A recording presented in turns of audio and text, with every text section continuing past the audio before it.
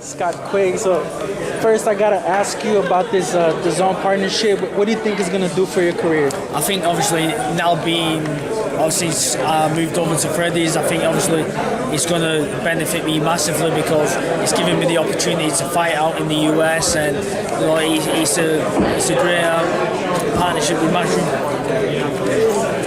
It's a great for Matchroom US to partner up with Dazn, and it gives me great exposure out here. Do you feel that the Dazn partnership is gonna bring a little bit more light to your career here in the States? Yeah, definitely. Obviously, me being based out here now, and you know what Dazn, how it's took off, and it's definitely going to give me help build my profile over here as long as I keep delivering on the performances. Of course, a lot of people got to see Scott Quigg on the ESPN during the Oscar Valdez fight. Yeah. Do you feel that fight? What has that fight done for you in the sense of people getting to know who Scott Quigg is, and then in return of making you a better fighter? Yeah, I mean, obviously, you know, in the UK, I'm well known. But then, obviously, fighting Valdez, getting the fight with him, and being on ESPN, that obviously did a great deal for my profile over in the US. Also, it was a great fight. You know, it was an exciting fight for people to watch.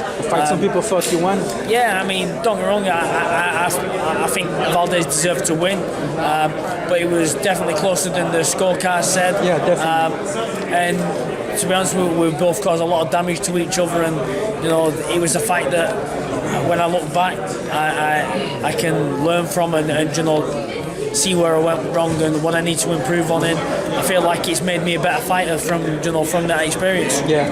How long did it take to recover from that kind of fight physically and then mentally? It was a very tough fight. You were very close to being a world champion again. Yeah, I mean, physically, I was okay other than my nose. My nose was splattered.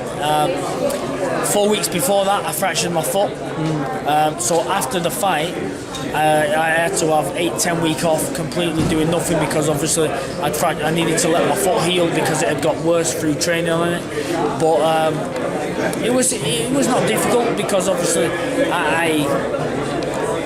the most difficult part was having to rest and do nothing, you know, because I love being in the gym and I want to keep improving and, you know, working on stuff. But it was one of them, you know, I learned from the experience, I analysed it, and, you know, the rest did me good. It refreshed my mind, refreshed my body, and I feel like I've come back better.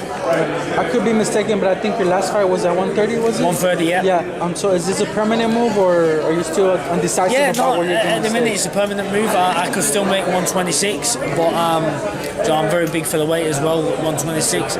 So when I fought 130 last time, I felt very strong, felt good, and you know, I felt like I was performing better in training, not having to cut as much weight, and on fight night I felt very strong, and it was a very good, solid performance from myself. Yeah. Would you be at the Tevin Farmer fight, maybe scouting him a little bit for a potential fight? He's in your division, he's a world champion. Yeah, I mean, he's definitely someone who I look at. You know, and I rate Tevin Farmer. I think he's a very good fighter.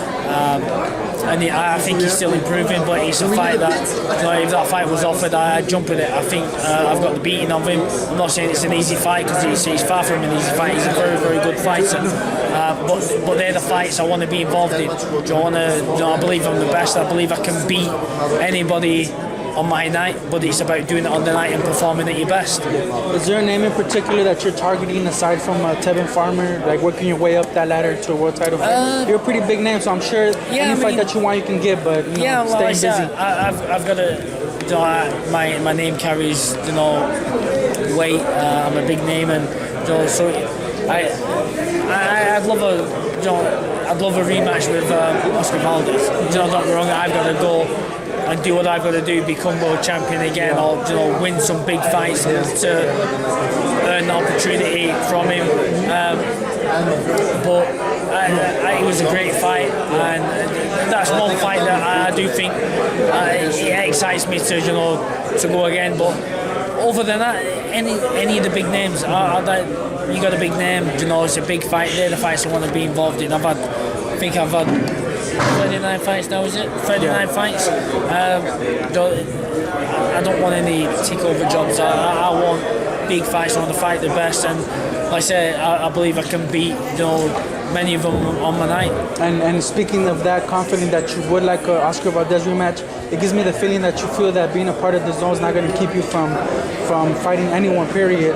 Is that the case here, that you feel that you can still get certain fights outside of the zone? Listen, whatever network they're on, listen, the fight can be made. Don't get me wrong, I know networks can get in the way of certain fights, but them networks can be removed, them obstacles can be resolved. But like I said, first of all, I've got to, get myself back into that position, then we can cross them bridges, if the opportunities, present themselves. Your mom? This is my mom. And she's the one who helps you get back into that position. This is my mom, this is my best mate. Where I go, my mom goes. Yeah. Talk to us about this partnership you have with your mom, man. It's very rare that a mom is that hands-on on a fighter's career on the professional level, and she knows what she's doing. She's part of the team. And, I think when I was 14, I dropped out of school, give up my education to concentrate on, full-time boxing. Wow. And she supported that. She supported that decision. So I could never.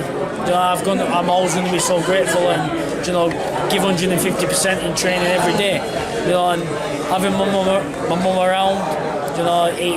It's great to see. She can see the hard work I'm putting in. So when I step into that ring, she knows I'm 150% preferred. Yeah, definitely made the right decision, because you are a world champion. It's a long shot, though, man.